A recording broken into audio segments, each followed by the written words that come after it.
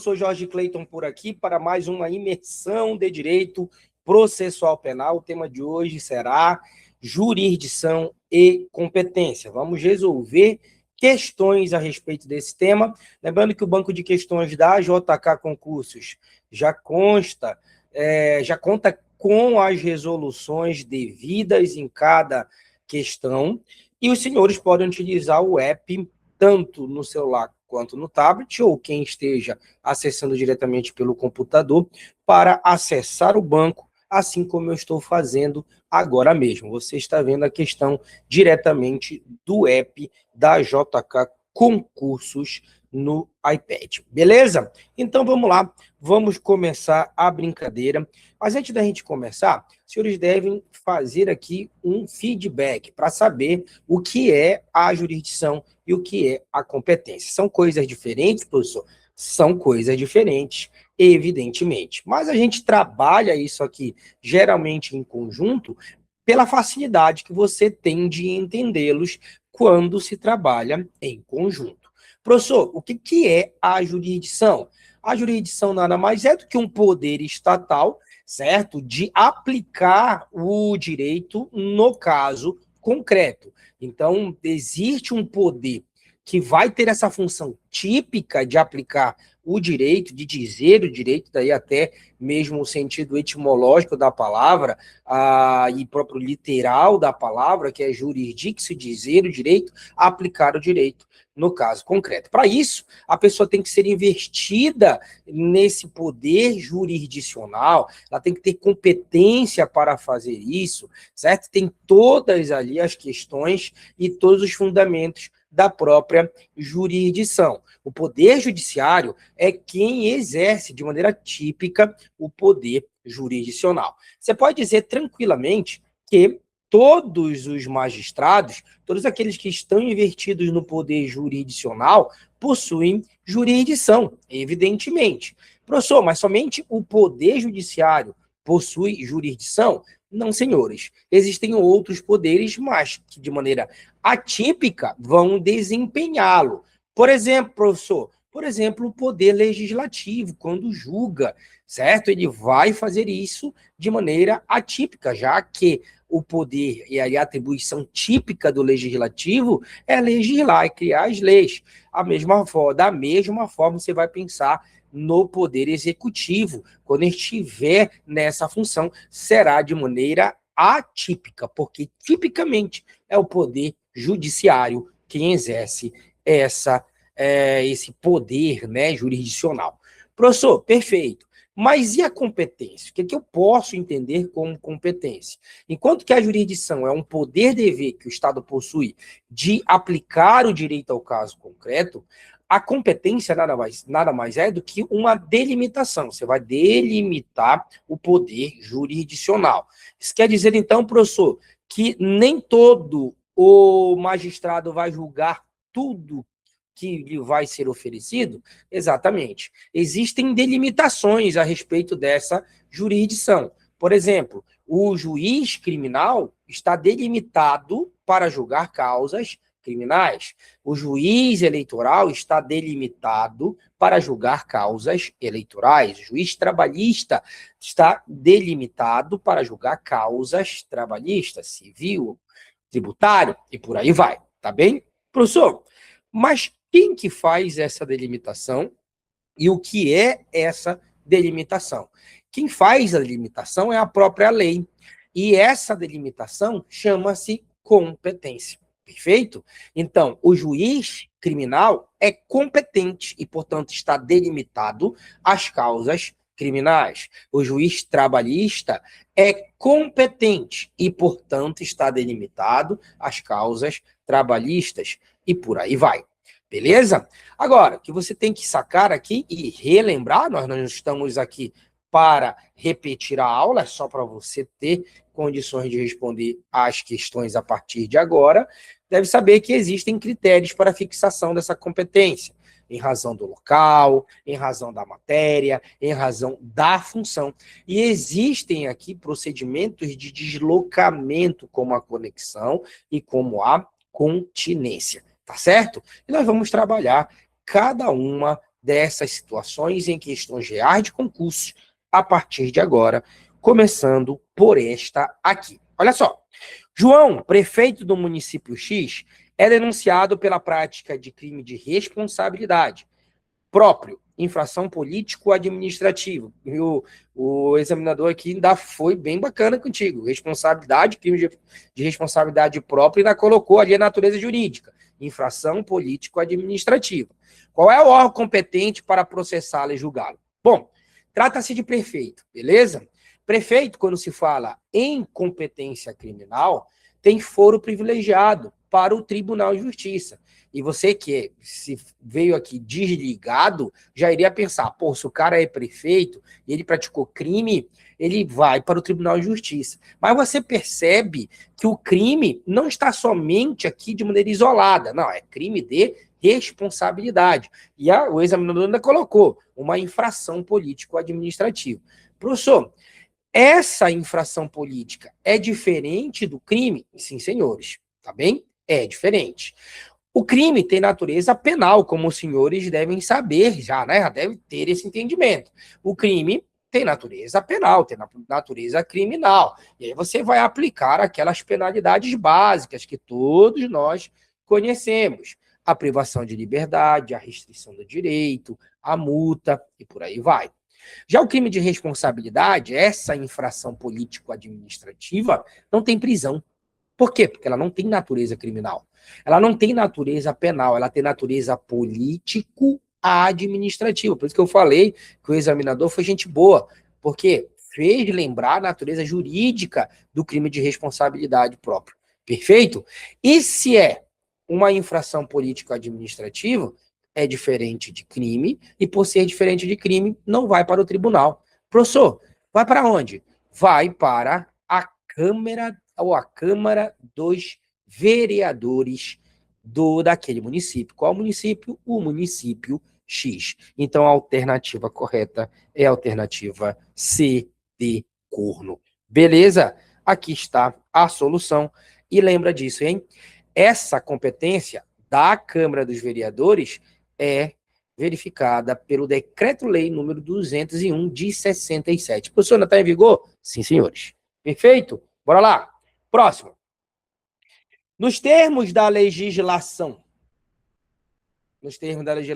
penal e processual penal em vigor e na esteira da CF, não compete, em regra, aos juízes federais processar e julgar. Então, aqui temos 4 alternativas que competem à Justiça Federal e uma alternativa que não compete. Professor, então tem 4 que estão corretas e uma que está incorreta. É essa que você quer? Exatamente. Essa que não compete. Beleza? Vamos lá. A primeira diz: as infrações penais praticadas em detrimento de bens, de sociedade, de economia mista federal. Essa aqui é clássica, né, pessoal? Essa aqui é clássica, porque ela coloca aqui, olha, sociedade de economia mista federal. Aí você vai ligar, porra, a Justiça Federal deve ser competente para julgar sociedade de economia mista federal. Tá aqui, essa aqui é para não zerar. E você levou farelo. Por quê? A já é a resposta correta. Por quê? Vamos lá. Vamos analisar as outras. B. As causas que envolverem grave violação de direitos humanos. Sim, isso aqui é competência da Justiça Federal. C. Os crimes cometidos a bordo de aeronaves ressalvados à competência da Justiça Militar. Sim, senhores. Aeronaves, navios são de competência da Justiça Federal. Não é essa que eu quero que não é. Os crimes contra a organização do trabalho. Crime contra a organização do trabalho é Justiça Federal. Eu sempre lembro, olha, um caso clássico aqui é o caso de plágio, tá? O crime de plágio, conhecido como crime de plágio. Professor, qual é o crime de plágio? É a redução à condição análoga de escravo. Você vai dizer, professor, o que isso tem a ver com a organização do trabalho? Se você está ali reduzindo alguém a uma situação semelhante à de escravo, você está burlando todas as leis trabalhistas possíveis. Isso é crime contra a organização do trabalho e, portanto, da Justiça Federal. Vamos lá. Os crimes de ingresso irregular de estrangeiro. Aqui se fala sempre, né? Os crimes que são praticados para que o indivíduo ingresse irregularmente no Brasil são de competência da Justiça Federal, sim, senhores. Tá bem? Então, professor, qual que é a certa? A certa é a alternativa A. Não caiam nesse tipo de pegadinha, tá bom? Porque se o crime for contra a autarquia federal, é da Justiça Federal. Se o crime for contra a Fundação Pública Federal, sim, é de competência da Justiça Federal. Se o crime for contra empresa pública federal, sim, a competência da Justiça Federal. Mas, porém, contudo, todavia, se o crime for contra sociedade de economia mista federal, lembrem, isso é competência da Justiça Estadual, que possui uma competência residual. Tudo que não é da Justiça Federal, tudo que não é da Justiça Eleitoral, tudo que não é da Justiça Militar, cai no colo da Justiça Estadual. Então, por exclusão, de maneira subsidiária, se não é da Justiça Federal, evidentemente, vai ser de competência da Justiça Estadual. Uma outra pegadinha que cai muito quando se fala nisso aqui, galera, qual é? É quando se fala em contravenções contra a União, contra fundações, autarquias. Contravenção é de competência da Justiça Estadual, ainda que afete bens federais. Não caiam nesse tipo de pegadinha. Aqui está a resolução. Bora lá. Sobre a competência dos juizados especiais criminais federais.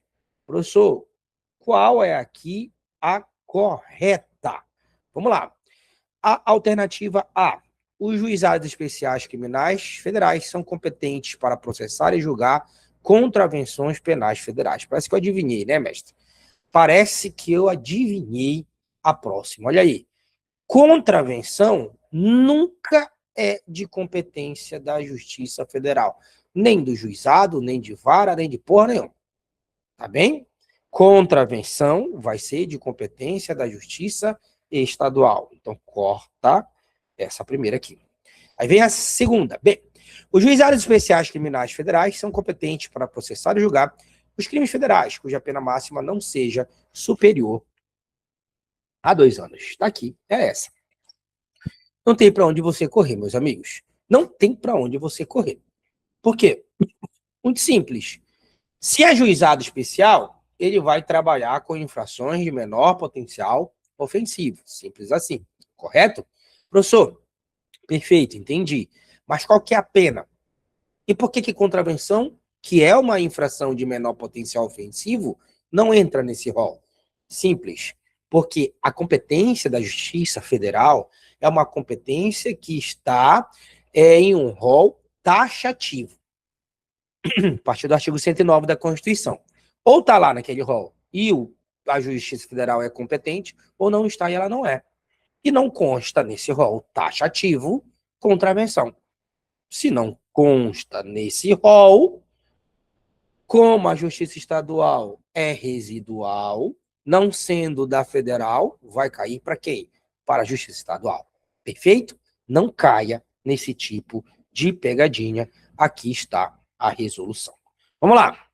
Um crime de tráfico internacional de drogas é praticado por organização criminosa que atua em 3 estados brasileiros. Opa, mais de um estado? Tráfico internacional, mais de um estado, tem que acender um alerta. Tem que acender um alerta. Se é internacional, galera, já tem que acender um alerta. Se é internacional, quem que é mais interessado? O estado de São Paulo, o estado do Rio, o estado de Mato Grosso do Sul, ou o estado, ou a União? O que vem na tua cabeça? Professor, 3 estados envolvidos, mais o tráfico internacional. Qual tem mais interesse aqui? É isso que a gente tem que colocar em prática. Considerando a competência da Justiça Federal para crimes previstos em tratados ou convenção internacional, assinale a alternativa correta. O avaliador aqui ainda te deu mais uma dica. Olha, porra, considera que tem tratados e convenções internacionais que falam sobre isso. Sobre o quê, professor? Sobre o tráfico internacional de drogas. Aí já tem que ficar alguma coisa pesada na tua cabeça, né, cara? O que é? Aqui o interesse da União está gritando. Se o interesse da União está gritando, não pode ser outra. A alternativa certa é a alternativa B. A competência é da Justiça Federal, pois tráfico internacional de drogas é crime previsto em tratado ou convenção internacional, com execução iniciada no Brasil e resultado no estrangeiro, ou vice-versa, né? Começou no estrangeiro e o resultado final no Brasil. Então, não tem como você errar uma questão dessa em prova de concurso. Bora, continuando. O crime de homicídio doloso é praticado por um policial militar em serviço contra um civil, utilizando arma da corporação. O policial é denunciado pelo Ministério Público Estadual, considerando a competência para julgamento, assinale a alternativa correta. Olha lá, é um policial militar que estava em serviço contra um civil, tá? Utilizando arma da corporação. Professor, por ele ser militar e estar em serviço, esse homicídio vai trazer a competência da justiça militar? Bom, pessoal, em regra não. Até pode em situações específicas, mas muito específicas mesmo, previstas lá no Código Penal Militar e no Código de Processo Penal Militar, mas via de regra, tá bem? Via de regra. Militar matando civil é competência do tribunal do júri. Coloca isso na tua cabeça, tá? Coloca isso na tua cabeça. Militar contra civil, não importa se está em serviço ou fora dele, lembra, regra, uma regra máxima aqui. Os senhores vão ter que entender que se trata de competência do tribunal do júri. Aqui está a solução para os senhores. Perfeito. E se o civil também for militar? Porra, mas aí é foda, né? Ou ele é militar ou ele é civil, Batman. Aí tu me quebra, meu irmão. Se o civil for militar, é foda. Não, ou é civil ou é militar, pô. Pode estar em serviço ou fora de serviço. Beleza? Beleza? Então, muito cuidado com isso. Tá certo? Bora lá. Acerca da substitutividade como característica da jurisdição, assinale a alternativa correta. Vamos lá. Como característica da substitutividade. Olha lá. Professor, quando que se tem aqui a substituição da vontade, né? A jurisdição. O que é essa substitutividade? Presta muita atenção nisso aqui. Qual que é a grande função, qual que é a grande máxima da jurisdição? Beleza? Professor, a jurisdição tem ali a finalidade de pacificar a sociedade. Perfeito, exatamente isso.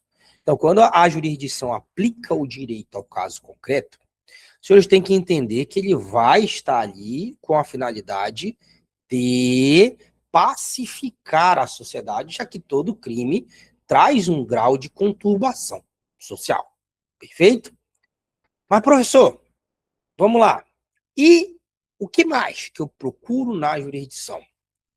Bom, na jurisdição, os senhores vão ter um órgão estatal aplicando direito ao caso concreto em substituição à autotutela.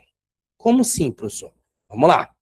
Lembram que antes do Estado se fortalecer, vigorava a vingança privada? Ou seja, cada um poderia fazer o que bem entender da vida? Sim ou não? Sim, professor, isso aí mesmo. Pois é. Quando o Estado se fortaleceu, ele chamou essa responsabilidade de pacificar a sociedade para ele, dizendo, olha, a partir de hoje, todo e qualquer imbróglio, toda e qualquer situação, todo e qualquer crime em que envolva os meus cidadãos, eu vou resolver. A partir de hoje, vocês não podem fazer justiça por conta própria, como diz popular aí, fazer justiça com as próprias mãos. Beleza? Eu vou resolver por vocês. Eu vou substituir vocês na resolução desse conflito. E isso caracteriza justamente a substitutividade, tá certo? O Estado, no poder jurisdicional, substitui as partes para resolver aquilo. Então, lembra disso, tá bem? Substituir as partes quer dizer que o Estado vai fazer a justiça no lugar das pessoas envolvidas naquela infração. Perfeito? Professor, qual que vai ser aqui a aplicação correta? Vamos lá. A substitutividade significa que a vontade do juiz substitui a vontade da lei no caso concreto. Não, não é a vontade da lei, tá? Substituir as partes, as vontades das partes. B. A substitutividade implica que a vontade do Estado, expressa na decisão judicial, substitui as partes, substitui a vontade das partes, vedando que a autotutela como regra. Perfeito? Isso quer dizer, então, o que, professor? Quer dizer que o Estado vai substituir as partes, justamente como eu expliquei para vocês, e vai ser aplicada aqui a vontade estatal por meio de uma decisão jurisdicional.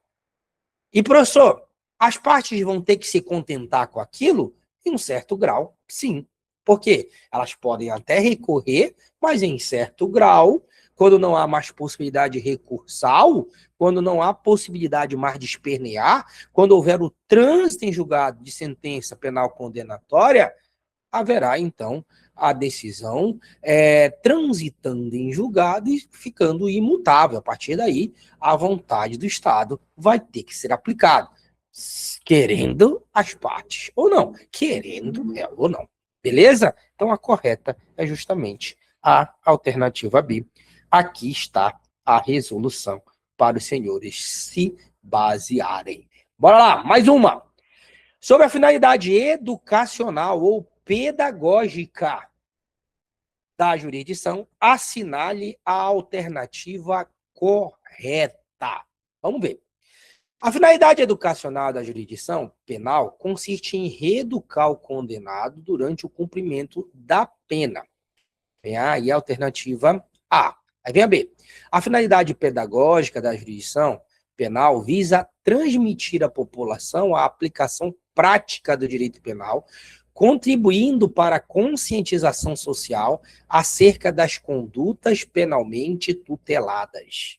Qual você marcaria entre essas duas? As duas estão bonitas, professor. Perfeito, as duas estão boas mesmo. Bora ver a C. A finalidade educacional da jurisdição é exclusiva da execução penal, não se relacionando com a fase de conhecimento. Só acontece quando a pessoa está tendo a execução, quando ela já é condenada, ou ela também já acontece quando a pessoa, por exemplo, está sendo processada. Né? Isso aqui que não se relaciona com o processo de conhecimento. D.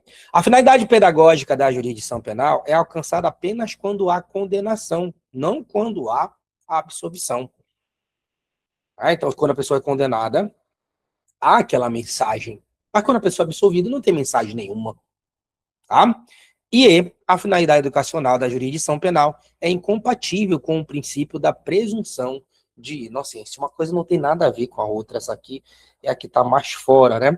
Professor, e essa aí da absolvição? Não, senhores, porque tanto a pessoa que vai ser condenada quanto a pessoa que vai ser absolvida, haverá uma mensagem estatal para quem? Para o réu ou para a sociedade?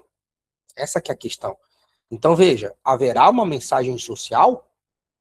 Haverá uma mensagem implícita ou até mesmo explícita para toda a sociedade dizendo, olha, se você também praticar infrações, você vai passar por isso aqui.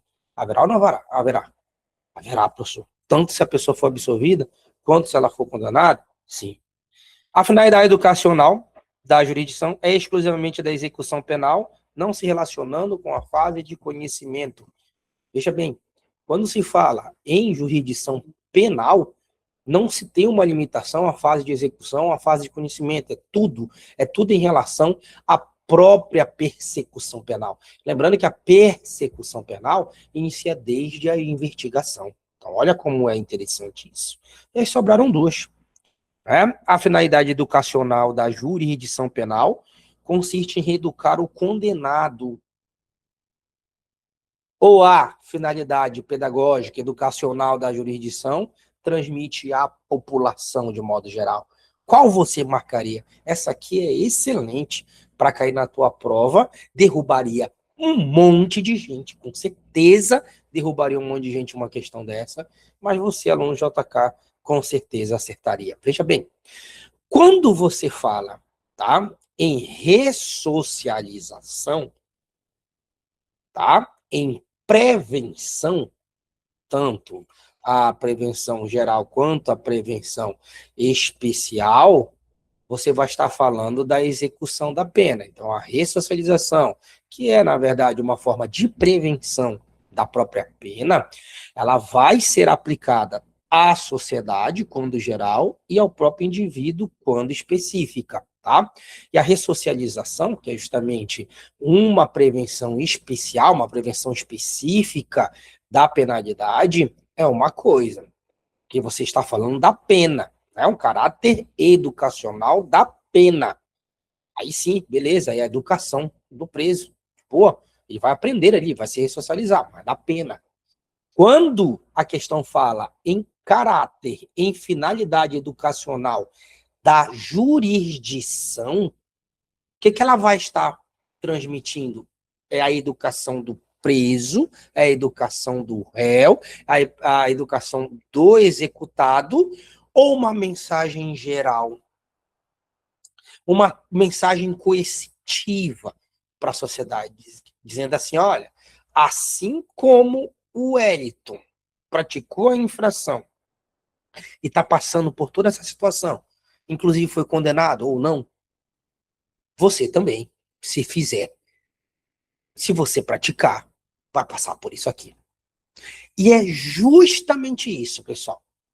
É justamente essa mensagem coercitiva, pedagógica, educacional, de maneira ampla, de maneira geral, que faz a maioria de nós andarmos onde? Na linha. Tá?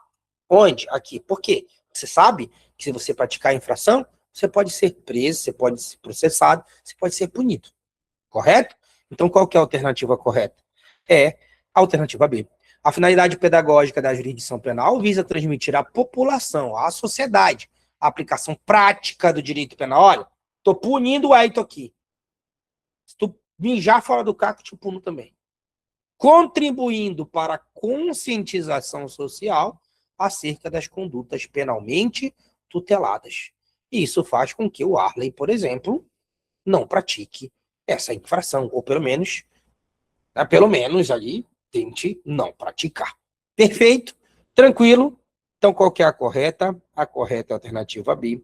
E aqui está a resolução para vocês observarem. Opa, agora sim, hein? Sobre modificação da competência. Professor, sobre a modificação da competência, assinale a alternativa correta. E aqui nós vamos ter várias alternativas para analisarmos, mas, basicamente, todas elas falam da incompetência. Professor, o que é essa incompetência? A incompetência, senhores, é justamente quando o magistrado, quando o juiz não possui competência para julgar determinado fato. Lembra que eu falei no início da imersão? Cada magistrado e todo magistrado atuante possui o quê? Jurisdição. O poder, dever de aplicar o direito ao caso concreto. Mas ele não vai, em regra, julgar tudo. Por quê? Essa jurisdição é delimitada. O juiz trabalhista, causas trabalhistas. O juiz criminal, causas criminais. Por aí vai. Perfeito? E essa delimitação se chama o quê? Competência. Então, por exemplo, um juiz criminal, um juiz de outro estado, um juiz que era para ter julgado uma matéria específica, está julgando outra. Está atuando fora da sua delimitação. Esse juiz é incompetente. Simples assim. Agora, existem incompetências que são absolutas e existem incompetências que são relativas. Professor, é competência absoluta, por exemplo, a competência em razão da matéria, tá? Se o juiz aqui, se a causa é eleitoral e ela está sendo julgada por um juiz que não é da justiça eleitoral, esse juiz é incompetente. Beleza? Se a causa é de competência da justiça militar e está sendo julgado por um juiz da comarca estadual, esse juiz é incompetente. Mas, professor, essa incompetência em razão da matéria é absoluta? Sim, senhores. Tudo aquilo é imprestável? Sim. E se houve a nulidade aqui, vai ser absoluta? Ela vai poder ser decretada de ofício? Sim, senhores. Agora, professor, quando se fala em competência em razão da função, a pessoa tem um foro privilegiado. Se, por exemplo, o indivíduo deveria ser julgado no tribunal, mas ele está sendo julgado em primeira instância, essa incompetência é absoluta? Sim. É um deputado federal. O foro dele é para o STF, mas ele está sendo julgado no STJ. A incompetência é absoluta? Sim, senhores. Em função, em razão da função, a incompetência aqui é absoluta. Perfeito? Professor, mas tem alguma que a competência seja relativa? Tem. Qual é? Em razão do território. Ratione loci, tá bom? Por exemplo, professor, vamos lá. Era ali que estava, sem dúvida, entre Macapá e Santana. Santana iniciou o processo. Ninguém reclamou. Já está sentenciado lá em Santana. Eu tenho como reclamar agora? Não, amigão. Prorrogou. A competência relativa em razão do local, você deve alegar no primeiro momento processual adequado. Se você não alega, aquela comarca que era incompetente passa a ser competente. Por quê? A competência ou incompetência em razão do local é competência relativa. Perfeito? Estamos bem até aqui? Estamos tranquilos? Então, professor, bora lá, bora tentar resolver. Vamos. A incompetência absoluta pode ser arguída a qualquer tempo, em qualquer grau de jurisdição, inclusive em grau recursal, e deve ser declarada de ofício pelo juiz, sim ou não? Vamos ver a outra. A incompetência relativa pode ser erguida a qualquer tempo. Essa não, né? A relativa tem que ser no momento oportuno. C. A incompetência absoluta gera nulidade apenas dos atos decisórios, sendo válidos os atos de instrução. Não, pode gerar nulidade em tudo, tá bom? Tudo gera-se nulidade. D. A incompetência relativa deve ser arguida no momento processual adequado, sob pena de preclusão, e os atos decisórios são sempre nulos, não senhores. Como a competência é relativa, como a incompetência não é absoluta, é possível que determinados atos sejam aproveitados. Então, não há uma questão automática em tornar esses atos nulos. E a incompetência absoluta não pode ser declarada de ofício. E aí entra aqui, né? Pode, deve ser declarada de ofício, sim ou não? Sim, senhores. Deve ser declarado de ofício. E aqui está a solução para os senhores. Perfeito? Bora para frente. Sobre a competência criminal do Supremo Tribunal Federal. Olha lá. Em razão agora, os senhores vão ter aqui em razão do próprio foro privilegiado, né? Vamos em frente, vamos lá, vamos analisar essa questão. O STF julga originariamente, nas infrações penais comuns, os governadores dos estados e do Distrito Federal. É verdade, pessoal? O foro privilegiado do GOV é para o STF ou é para o STJ? Pô, professor, é para o STJ, lembrei agora, pronto. Então, tá errado. O STF julga originariamente nas infrações penais comuns e nos crimes de responsabilidade os desembargadores. Desembargador, professor, está no mesmo nível do governador. É o chefe ali do poder estadual, distrital, não é? Isso. Então, pela lógica, vai para o STF ou vai para o STJ? Vai para o STJ, professor. Então, essa aqui está errada. O STF julga em recurso ordinário o habeas corpus decidido em única instância pelos tribunais superiores quando denegatória a decisão. Opa! Tribunais superiores abaixo do STF, recurso ordinário. Um tribunal abaixo do STF julga, essa decisão é denegatória e o recurso vai para onde? Vai para cima. E qual é a próxima instância acima dos tribunais superiores, por exemplo, acima do STJ? É o STF. Opa, professor, essa aqui está no rumo. Mas vamos ver o resto. O STF julga originariamente nas infrações penais comuns juízes federais. Aí não, né? Forçou demais. Aí é o tribunal. Tribunal Regional Federal. O STF julga originariamente nas infrações penais comuns os prefeitos.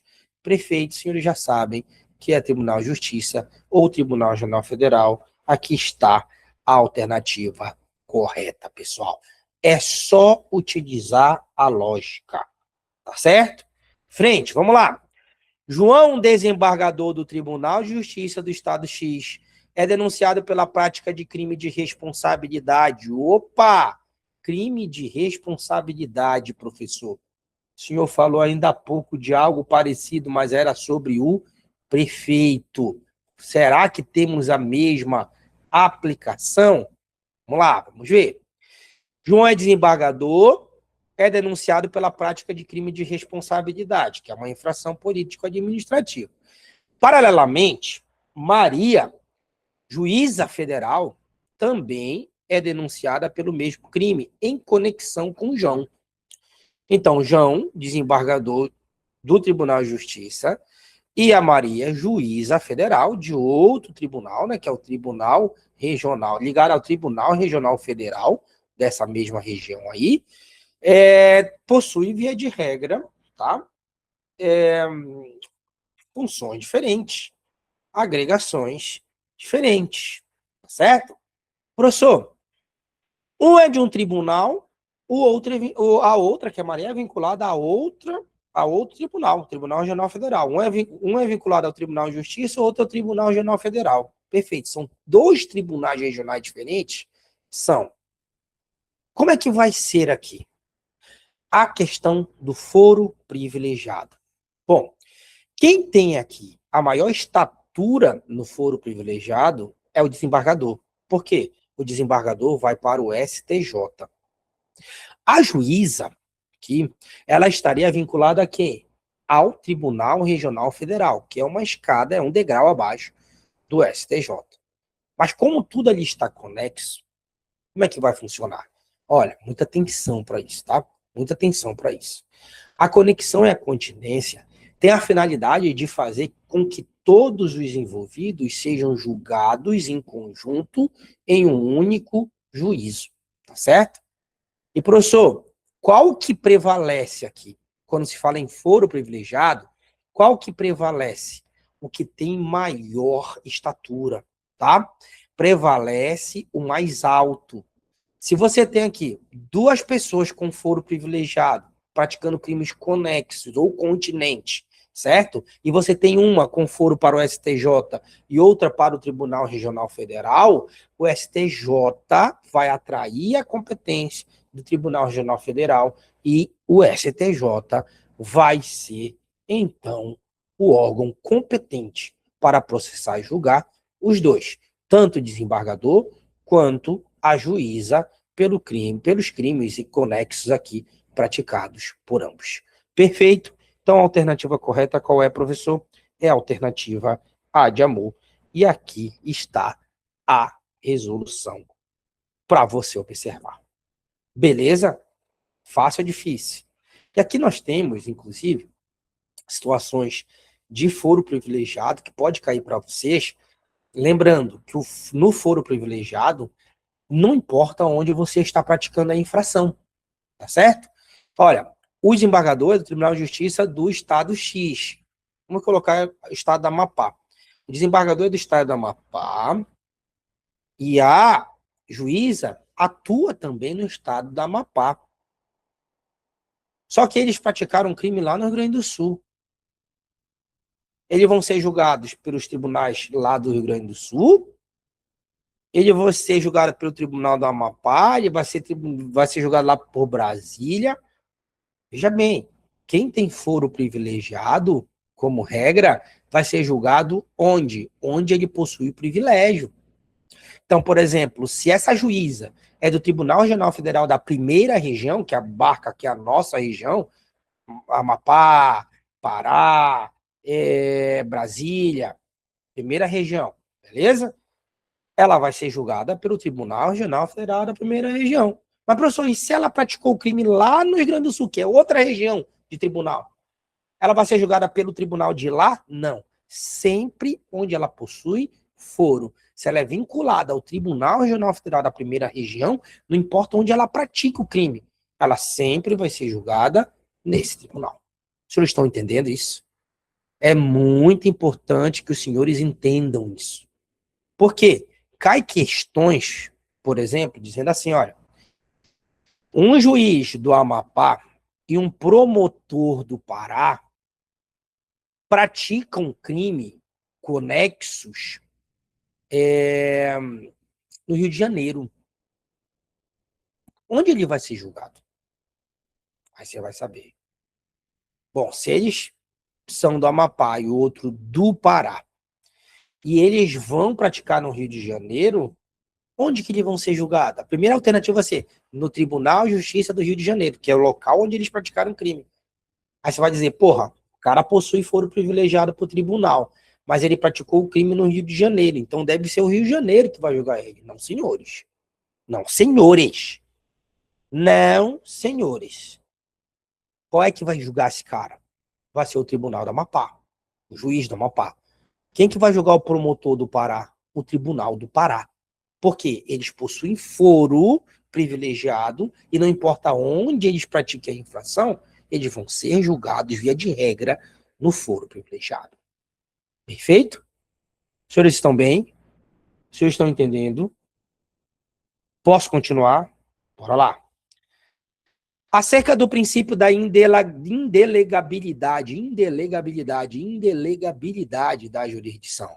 Assinale a alternativa correta. Bora lá. O juiz pode delegar a outro juiz a função jurisdicional, desde que haja concordância das partes. Amigo, amiga, a jurisdição é indelegável. Bom, a jurisdição é indelegável. Então, essa aqui está fora. A expedição de carta precatória constitui hipótese de delegação de jurisdição, pois o juiz deprecado exerce jurisdição em nome do juiz deprecante. E aí, quando o juiz expede uma carta precatória, professor, o que é uma carta precatória? É um ato jurisdicional que deve ser praticado fora da comarca em que aquele juiz é competente. Como assim, professor? Bora lá. O juiz do Amapá quer ouvir o Wellington, que é uma testemunha, mas o Wellington mora no Oiapoque, então o juiz de Macapá, tá? O juiz de Macapá quer ouvir o Wellington, mas o Wellington mora no Oiapoque. E aí, ele então expede uma carta precatória para a comarca de Macapá, de Oiapoque, para que o juiz do Oiapoque intime o Wellington, morador do Oiapoque, e ouça esse cara lá sobre os fatos. Beleza? E remeta isso para Macapá após. Veja bem, você vai estar delegando uma função jurisdicional? Não. Ambos os juízes possuem jurisdição. Acontece que aqui é um ato de comunicação entre comarcas, é um ato ali em que você vai estar colaborando, um ato colaborativo entre comarcas, que não caracteriza a delegação. Perfeito? Então, essa aqui está fora. Professor, C. O princípio da indelegabilidade impede que o juiz delegue a função judicial, mas admite a delegação de atos processuais específicos, como a oitiva de testemunhas por carta precatória, sem que isso configure a delegação de jurisdição. Porra, parece que eu já tinha dado a resposta para vocês. É exatamente isso. Tá certo? Então, há uma colaboração e eu vou deprecar para que seja realizado um ato específico. Veja bem, Isso aqui é uma forma de colaboração entre comarcas, entre juízes, entre tribunais, tá certo? Não quer dizer que eu vou estar delegando a jurisdição a essa pessoa, tá certo? Por quê? Até porque os dois possuem jurisdição. Trata-se, na verdade, de uma colaboração entre os órgãos do judiciário. A correta é a alternativa C, de corno. Perfeito? Bora lá, estamos chegando aqui já para a reta final da nossa imersão de direito processual penal. Vamos lá, mais uma questão aqui para a gente analisar. Durante uma aula de competência penal, o procurador municipal apresentou o caso de um crime cometido por servidor público em local diverso do seu exercício funcional. Os alunos foram convidados a avaliar as regras de competência aplicáveis, considerando a natureza da infração, o local da consumação e o princípio do juiz natural. Tá bem? Eu vou até aqui reportar um erro nessa questão, só para organizar essas alternativas. Ela não está errada, não, tá? Só é para uma questão de organização. Colocar uma embaixo da outra fica melhor para você visualizar. Assinale V ou F. O foro por prerrogativa de função é exceção ao princípio do juiz natural. Isso é verdadeiro ou isso é falso? E aí vem a 2. A segunda assertiva. A competência territorial é absoluta. E a terceira assertiva. A competência é determinada pela natureza da infração e pelo lugar da infração. E aí, pessoal? O que você marcaria? Você que está assistindo essa imersão, está analisando juntamente comigo, qual você marcaria? A competência, em razão da função, é de fato uma exceção ao princípio do juiz natural? Sim ou não? Resposta: positivo. Por quê? Veja bem. Uma pessoa comum, se pratica uma infração criminal comum, ela vai ser julgada, assim como todo mundo, em primeira instância. Essa é a regra. Então, o Wellington, por exemplo, é um cidadão comum. Ele praticou um crime comum, um crime qualquer. Ele vai ser julgado onde? O crime foi praticado aqui em Macapá. Ele vai ser processado e julgado por uma das varas criminais da comarca de Macapá. Ponto. Mas, em exceção, se o Wellington, que no primeiro exemplo era um cidadão comum, for deputado federal, nessa segunda situação, a coisa muda. Por quê? A função exercida pelo Wellington vai fazer com que a prática desse crime vá ser julgado, processado por um órgão diferente do que nós, réis mortais.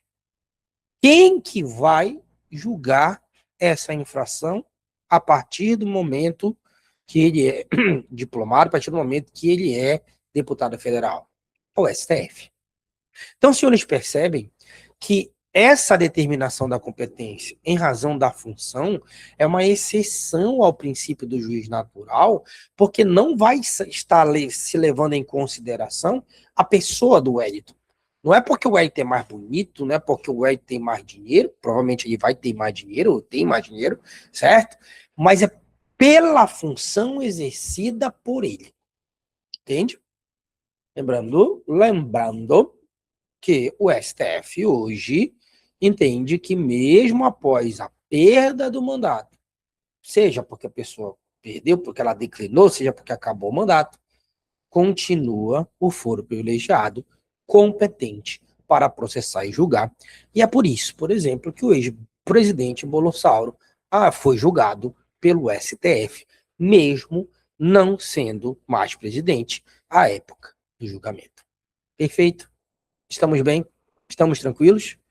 Professor, e a competência territorial é absoluta? Ainda pouquinho falei para vocês isso.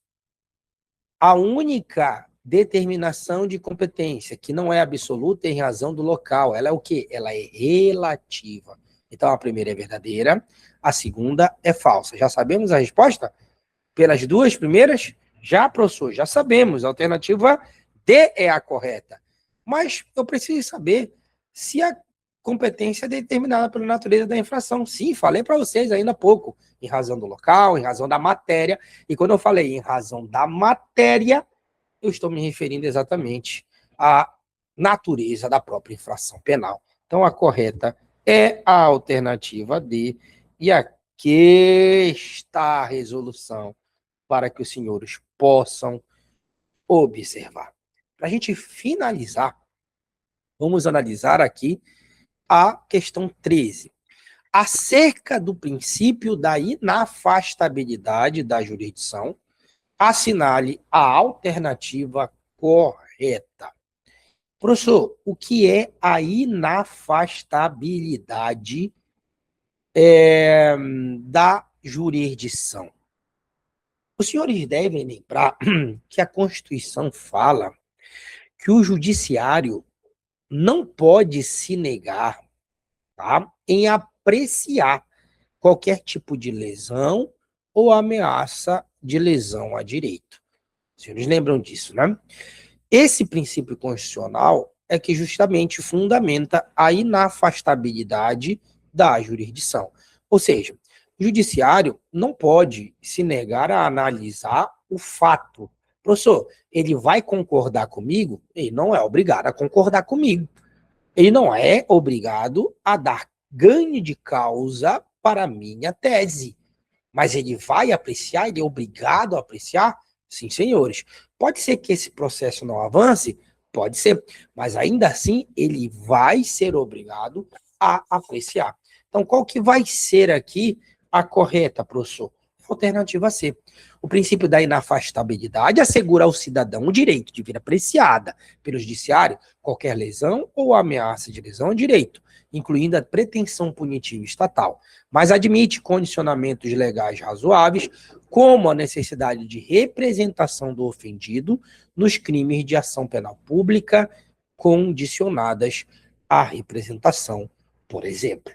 Perfeito? Então, é exatamente isso. Pode-se incluir aqui determinadas condições para que haja essa apreciação, principalmente no direito penal? Pode-se. Se for legal, se for constitucional, é possível. Mas tendo ali todos os critérios objetivos e subjetivos, todos os pressupostos, todas as condições da ação, o judiciário não pode se negar a apreciar essa lesão ou ameaça de lesão a direito, caracterizando assim o princípio da inafastabilidade da jurisdição. Perfeito? Bora até a 15? Bora lá, mais uma. Um crime de estelionato é praticado mediante depósito bancário fraudulento. Tá bem? Fraudulento. Professor,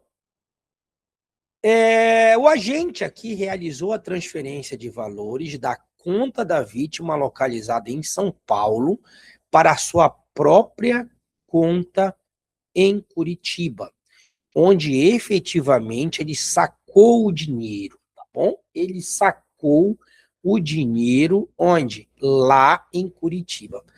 Aí eu tenho duas comarcas, eu tenho dois estados envolvidos, né? O estado A, que é São Paulo, que era onde a vítima residia, correto? E onde havia o dinheiro na conta, onde foi executada a transferência, tá? Em São Paulo. E em Curitiba, estado B, onde estava o indivíduo e onde ele sacou o dinheiro. E aí vai perguntar, quem que é competente? Curitiba, São Paulo, qual que você marcaria aí? Qual que você marcaria? Bom, pessoal, a competência aqui, inclusive de acordo com a jurisprudência, tá, vai ser caracterizado pelo local onde houve a própria fraude, tá? Onde houve o próprio depósito, a própria realização bancária fraudulenta, que é a alternativa A. Bem, alternativa a competência aqui é do estado de São Paulo, da comarca de São Paulo, da cidade aqui de São Paulo. Bora lá. Mais uma, para a gente finalizar, beleza? Agora sim, vamos para a última questão. Sobre a separação de processos, no caso de conexão ou continência. Assinale a alternativa correta. Professor, eu me lembro que o senhor falou que a conexão e a continência existem para que as pessoas ou os fatos diferentes, mas praticados por alguma conexão, por algum tipo de ligação, sejam julgados em um único juízo. É isso? É essa a finalidade da conexão, da continência? É exatamente essa a finalidade. Mas em exceção, é possível que haja separação, tá bom? Separação. E aqui, essa separação pode ser facultativa ou ela pode ser obrigatória, tá certo? E é justamente isso que vai ser analisado nessa questão. Professor, quando que se tem aqui uma separação facultativa? Quando existem situações que podem conturbar o andamento do processo. Por exemplo, uma que está aqui na tua cara, diante dos teus olhos, quando há concurso de pessoas, quando há muito réu. Tem muito réu para julgar. Então é melhor separar o processo. Isso é obrigatório ou facultativo? Facultativo. Então eu já sei que essa está fora. Já está dizendo que é obrigatório. E aí temos, professor, por exemplo, aqui a insanidade mental do réu. Insanidade mental de um dos corréus. E essa insanidade é superveniente. É muito importante os senhores lembrarem disso. Porque se era a época do fato, esse cara é inimputável, ele vai ser absolvido. Tá? Se era na época do fato que ele estava ali doente mental, que não entendia, ele pode ser absolvido. Mas como aqui a insanidade mental é superveniente, é após o fato, o que acontece? Esse cara vai poder ser punido? Então vamos lá. Tem aqui o Wellington, são saudável mentalmente, beleza? E esse indivíduo está respondendo ao processo junto comigo. E por algum motivo, devido à prisão, muito provavelmente, eu despiroco, fico doido mesmo. Fico doidão, doente mental, atacado. Pergunto, o Wellington pode ser punido? O Wellington pode, porque ele é são. Mas e eu, que tô doidão? Vou poder ser punido? Não. Por quê, professor? Veja bem. O indivíduo, para início de conversa, só pode ser punido quando ele entende o porquê ele está sendo punido. Até porque a pena, lembra que eu falei quando estava falando lá de caráter pedagógico e educacional da pena? Lembra disso? Até porque a pena tem a função de reeducar. Então, para que eu possa ser reeducado, eu tenho que saber que estou sendo punido, o porquê estou sendo punido, para que a pena possa surtir efeito. Professor, se eu sou doidão, eu não consigo entender porra nenhuma. Portanto, eu não posso ser punido. Perfeito, exatamente. E o que eu tenho que ser feito? Eu, que sou doidão, devo ser internado. Até que eu recupere a sanidade. Consegue entender? Mas, professor, se são dois réus, o Hélito, que está bom, são, e o Jorge Cleito, que está doidão, não tem como os dois seguirem no mesmo processo. Perfeito. Agora você matou a charada. Nesse caso, a separação é obrigatória. Olha como tudo tem lógica, cara. Olha como tudo tem lógica. E essa é a alternativa correta. Professor, as outras.